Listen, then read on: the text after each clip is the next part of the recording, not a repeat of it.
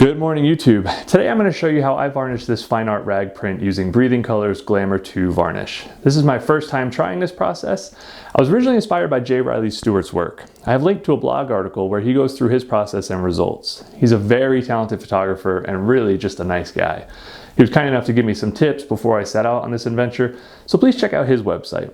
Now, the first time you try a new process, a massive print like this is probably not the best place to start, but if you're going to fail, you might as well fail big. However, I have to say, despite making a billion errors, I am so happy with the results. Sometimes in photography, you stumble upon something that just ignites your passion all over again. And that's how I feel right now. I have never been happy with a finish. When I use laminate over an RC print, the result is beautiful, but I feel like a pile of garbage as I look at that pile of plastic garbage that I have as a byproduct of that process, and now I have to just discard it. It has always felt completely unnatural to me to present scenes of nature in a way that creates a significant amount of plastic waste that's going to long outlive my prints. On top of the waste created, laminates scratch if you just breathe too hard in their general direction, and a scratched laminated print is as good as garbage. Of course, for rag prints, you can't laminate in the first place, so you would need to present them behind glass or acrylic in order to protect the print. When I use glass or acrylic, it's just so heavy and so expensive, and I always feel like it separates me from the work. Additionally, a rag print behind glass or acrylic always felt like it lacked the punch to sit beside the vibrant prints on glossy or RC paper, or the ones that are face mounted to acrylics. I now believe I have found a process that gives me the longevity and sustainability of a rag mount print with the beauty of an RC print and the durability of a print protected by glass or acrylic. I was amazed at how the varnish brought out such beautiful color and gave the black so much punch.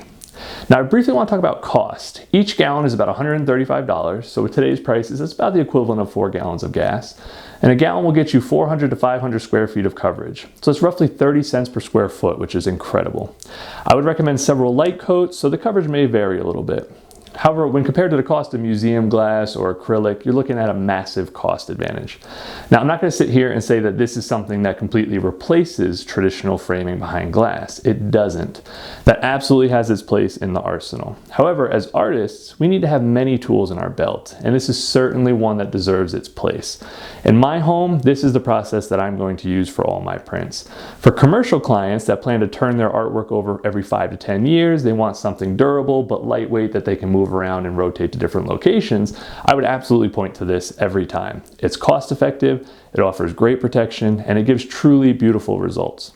Okay, well that's enough jibber jabber. Let's go ahead and get to the process so I can show you all the ways that I screwed it up. So the first thing that we're going to do is we're going to make our mixture. We're going to use distilled water heated to 100 degrees, and today I'm going to use both gloss and matte in a 1-to-1 ratio. This is going to give us a luster finish.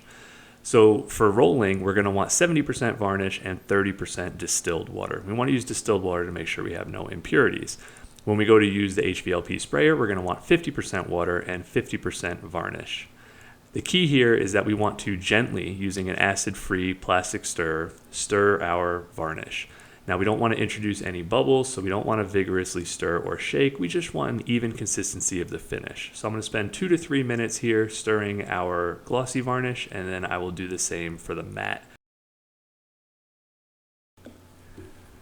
Okay, so at this point I'm going to go ahead and pour the varnish directly on top of the print. You can see I masked off this section here because I wanted to show it before and after.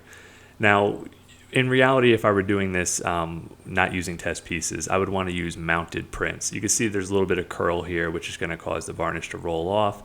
But really, I'm just trying to show you the technique here, and these were discarded prints anyway. I also would not recommend doing this on something like craft paper, because what happens is the roller is going to touch that paper and pick up debris. So what you want to do is you pour the varnish directly onto the print, and you're going to use your high-density roller to push the varnish to all corners and all sections. You want to go in multiple directions to make sure you completely saturate the print. Now, again, you want to use a high-density roller. You don't want to just grab any paint roller because you're going to add additional orange peeling or bubbling. So the high-density roller is going to give you the smoothest finish possible. So I keep pouring and rolling over all the corners until I don't see any more dry spots. And at this point, it's okay to over pour a little bit because we can always remove some in the next step. So just make sure you look at an angle, look for dry spots, and continue to move the roller in all directions until the entire print is saturated. And just looking here, you can already see the richness of the colors on the left compared to the right. And that's going to be even more apparent as we move to this image here on the left. Now, before we move to the image on the left, I want to point out this is a different paper. This is a Moab paper. It's their rag mounted paper. And I actually started to have issues where the ink was lifting. Now, this is an old print, so that could be why, but I have to do some research to figure out if there are certain prints that won't work for this. I did not have this issue at all with the Hahnemühle bamboo paper, but you'll see as I'm rolling this image on the left that the yellow ink is going to start to lift and it's going to spread across the paper. With that said, despite the issues of the ink lifting, if you just look at how immediately applying this varnish introduces rich, vibrant colors, if you look at these oranges and the blacks, you just get so much more depth to the image. And this is what excites me about this process, is that I took an image that was relatively flat and just felt like it was lacking, and the end result is just something truly beautiful and exactly matches what I had in mind for this print. Okay, so I'm just going to touch the corner here. I can see it's starting to get tacky. And I'm going to go from top to bottom, overlapping the edges, and then again side to side.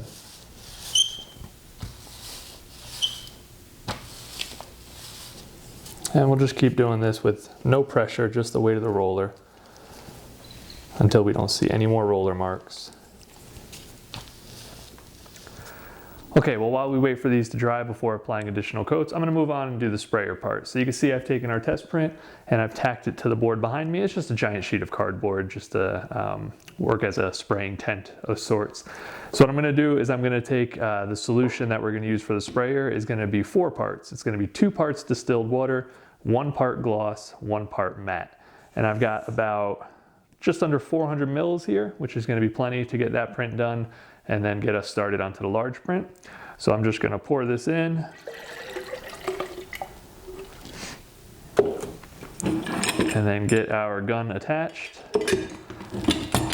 And then from here, I'll be doing the rest as a voiceover because this is extremely loud when it runs. So let's go ahead and get started. Now, this is a low odor product that's supposed to be very safe, but anytime I'm aerosolizing a solution, I would always recommend wearing a respirator and goggles. As a landscape photographer, it's both important to be able to see and breathe, so you want to protect your eyes and lungs. You can see here that my spray is way too heavy, but you want to maintain about an 8 to 12 inch distance from your print and have a spray pattern of also 8 to 12 inches. So I wanted to give you an honest look at how I did on this, and you can see that on the right I just sprayed way too heavy. I should have dialed it in before I even started. I was too focused on the video, not focused enough on what I was doing. On the left here you can see that I've dialed it in a little bit more. We have a much more even spray pattern. It's about the right width, but we still have some pooling at the bottom. I need to dial it back about 20% from here. So I go ahead and do that before we move on to the test print. I also want to talk about the pattern. You're going to be going from left to right and then from top to bottom, and that's 1 coat. And then you would wait an hour and a half to 2 hours to dry, and then you would do another coat. The goal is very light passes that will completely evenly coat the print without drenching it. So you can see here I'm placing the print on this bootleg setup here that I have because I didn't know if this was something I'd want to do in the future. I didn't want to build something permanent into my shop. In the future, I am definitely going to build a spraying section and something that'll hold the print in place because it was kind of just precariously standing here. Unfortunately, it didn't fall over. Okay, so learn from my mistake here. Do not move your arm when you spray, move your feet. You want to keep that spray nozzle perpendicular to the print at about 8 to 12 inches. By moving your arm, you're going to get inconsistent distance. What I am doing correctly is I'm overlapping my spray pattern and I am extending beyond the edge of the print. Don't stop spraying at the edge because you'll get splatter or inconsistent spray. And unfortunately, my GoPro kicks the bucket right about here. Okay, I won't lie. After I finished spraying that first coat, I pretty much walked out of the garage, threw my hands up in the air, and was like, I just ruined a perfect print, and I thought I was going to have to start all over. My spray was too heavy, my pattern was uneven, just all the mistakes you could make, I did make. I did have some fibers for my stupid flannel that landed on the canvas, and I had to pull them off with a pin. I just thought that it wasn't going to work out. And as it dried, those self-leveling agents really did their job because it came out smooth, it's crystal clear, and the amount of contrast and depth it added to this image is just insane. So I know it's not going to translate well in video, but I am very pleased with the results. And this was just one coat. I probably, quite frankly, wouldn't have had to add a second one if it weren't for the little fibers I had to remove, which damaged the coating, and I needed to apply a second coat.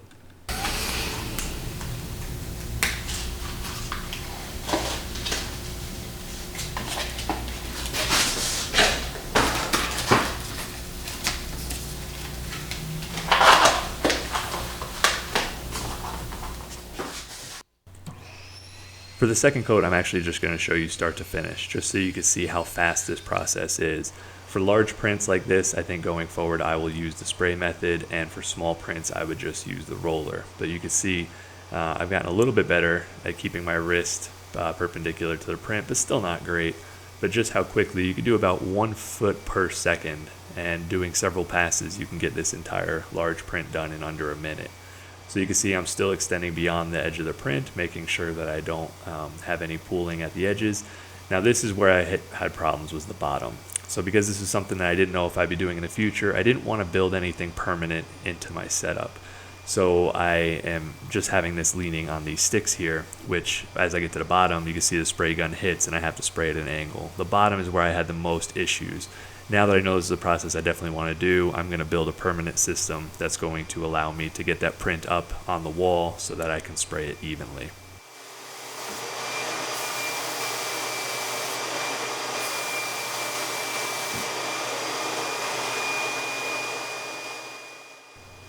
Well, how do we feel about the finish? Yeah, this happy idiot thinks it looks great, and then in a few minutes realized he oversprayed and immediately felt heartbreak. But again, the self-leveling agents came through and it looked fantastic. Sometimes it really is better to be lucky than good. Alright, well, you'll notice I backed up the camera because after the first round I realized that this shit gets everywhere, including the front of my lens, so that's going to need a good cleaning. I think the finish looks pretty even overall. I'm just going to let the leveling do its work. I took off that stupid flannel, so hopefully I don't have any more issues. I'll let this sit for a couple more hours and then we'll go check it out.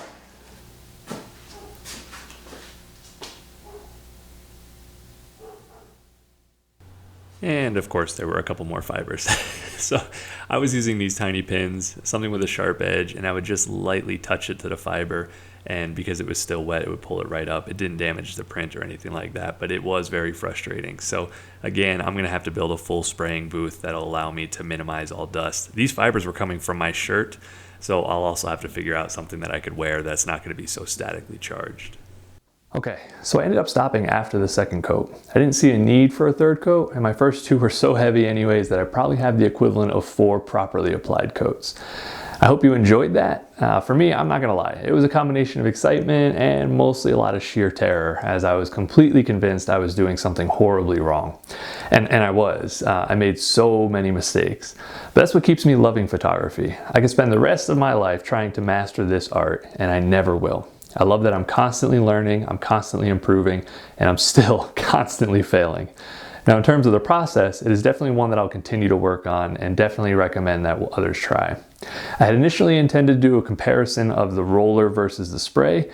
However, I have to say I'm shocked, but I can't see a difference between the two in the finish. Definitely not one that I could show you on video. Both the roller and the spray left great, smooth finishes. I can't tell the two apart. Now, I have seen other videos where the roller left kind of an orange peel finish. I suspect that they were either not using a high density foam roller or were not doing the second step of doing that grid pattern to remove excess and smooth out all those lines. Now, for me personally, I will use the roller method for small prints, but I'll use the sprayer for the large prints. I can't imagine trying to roll this large of a print without getting fibers or hairs all over it. You could, of course, use a long handle so that you're not leaning over the print, but I still feel like having a large print laid flat like this is just asking for trouble. Even with the vertical orientation, I still had fibers. Now, J. Riley Stewart does use the roller method and mentioned that he had issues with inconsistent results using a sprayer. I for sure will need to get a finer nozzle on my sprayer, but I didn't really feel like I hit any snags that I couldn't fix with a better setup and some practice. Now you can see here I have this mahogany frame sitting on top of the print. This will not be the frame that we're using to finish this. This is actually a frame that's too big and too thin, as it's intended for a 6mm die bond print. In a future video, we're gonna build a custom mahogany frame. However, I really wanted to show you the print in this frame so that you can see how the mahogany brings out the roots of the yucca plant, and just show you how a good frame with thoughtful choices can really complement a finished print rather than detract from the viewing experience. Okay, well that's gonna be it for me today. I'm about 3 hours behind schedule for a trip to Rocky Mountain National Park. I'm gonna hopefully be doing some astrophotography and some large format film photography as well. If all that goes well, my next few videos will be in the field doing exactly that. After those videos, we'll come back to this print and get it framed and finally hung up on the wall. I hope you enjoyed this video, and if you did, please consider hitting that like button and subscribing to the channel. Otherwise, I hope you have a fantastic weekend. Now get out there and make some images.